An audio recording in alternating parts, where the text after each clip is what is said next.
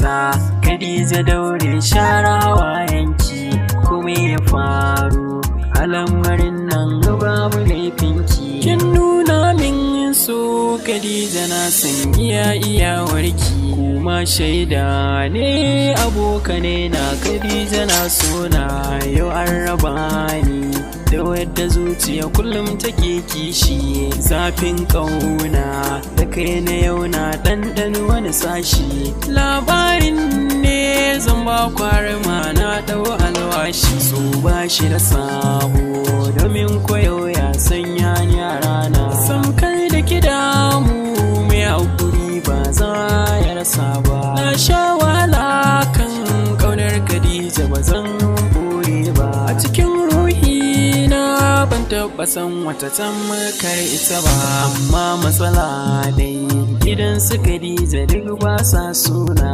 Akan aka ce min na tura manya maganar aurenta. Bayan na tura sun yi tambayar menene ra'ayinta. Amsar da ta ba su ni dai take so duk zafin kuna.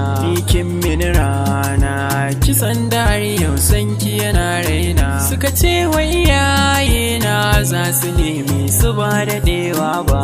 An yi wata 5 maganar ba masu ƙara ɗagawa ba. Kasan zuciya da abin da take so ba za ta iya ta daure ba. Na kasa na daure na je gidan ne ya tambaya da kaina.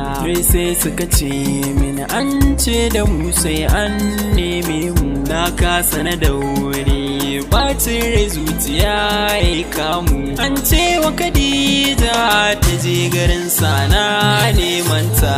Ta je ƙauyen sai aka ce da ita wani wai aka bata. Ta ce bata ƙaunarsa, a hakan aka takura mata. In an gan mutare sai an buge ta tana ta wahalta.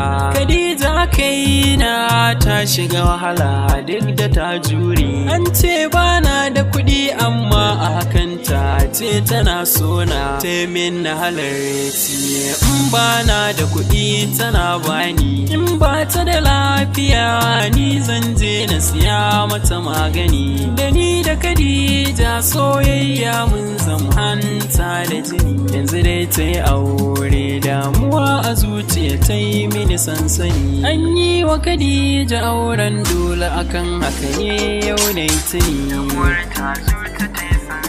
Kuma nan gaba zan daɗa yin tuni. Shi auren dole ba riba a ciki matsala akwai tari.